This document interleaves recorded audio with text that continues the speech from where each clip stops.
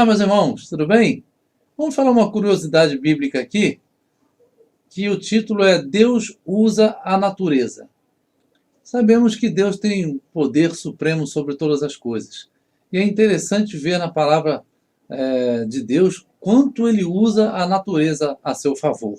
Quando ele quer demonstrar seu poder, até mesmo usando os homens, fazendo-os ter poder sobre a natureza. Então aqui tem Noé e o dilúvio. Aqui Deus usou a natureza, ele diretamente usou as águas de cima e também as águas do abismo, diz a palavra do Senhor, que inundou toda a terra no tempo de Noé. No tempo de Ló, Deus, para destruir Sodoma e Gomorra, usou fogo e enxofre. Há uma possibilidade de ser vulcão, né? Vulcão que teria jogado a sua larva, né? Uma longa distância, não sei se há vulcão ali por perto, ou fogo realmente descendo do céu, vindo do Senhor, fogo e enxofre. Usou também no tempo de Jonas, quando Jonas decidiu desobedecer a Deus e pegou um barco, ao invés de ir para Nínive, caminhando, ele foi para Tarsis, pegou um barco e foi caminhar para o lado contrário, navegar, melhor dizendo, né? Para um lado contrário.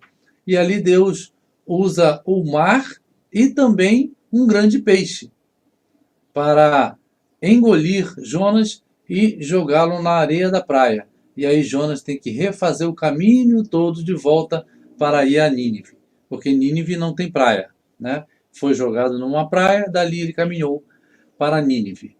Moisés, o vento abriu o mar, o vento oriental, diz a palavra. Mas Moisés foi utilizado por Deus para isso. Ele teve o seu cajado, apontou para o mar, e o mar se abriu em duas bandas e o povo passou a pé seco.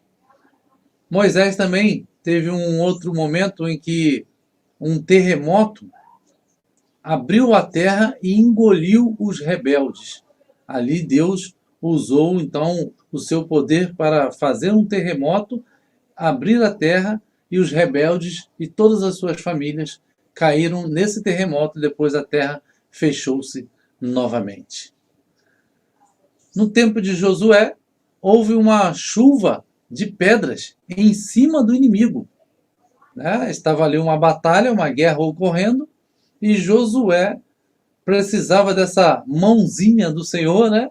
E vem uma chuva de pedra e destrói os inimigos. O profeta Samuel, antes que houvesse o primeiro rei em Israel, também houve ali chuva de pedras em cima do povo inimigo de Israel.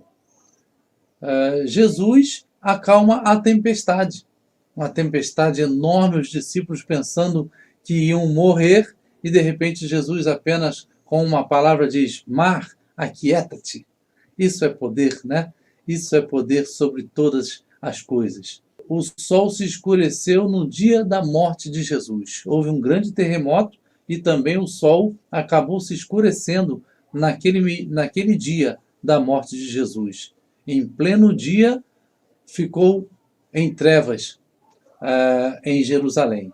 E o véu de alto a baixo rasgou-se, né? O véu que, segundo alguns historiadores, tinha 10 centímetros de espessura e mais de 3 ou 5 metros de altura, e rasgou de cima para baixo. O próprio Deus é quem fez isso. O apóstolo Paulo sofreu uma tempestade, estava ele sendo levado para Roma, e todos os soldados no barco ficaram apavorados, perderam muitas cargas, jogaram para o mar, mas nenhuma alma se perdeu naquele dia. E, inclusive, o texto diz que se alguém saísse do barco, não haveria salvação para este.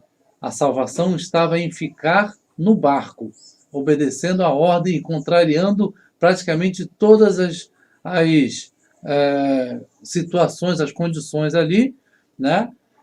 Mas o melhor seria ficar no barco.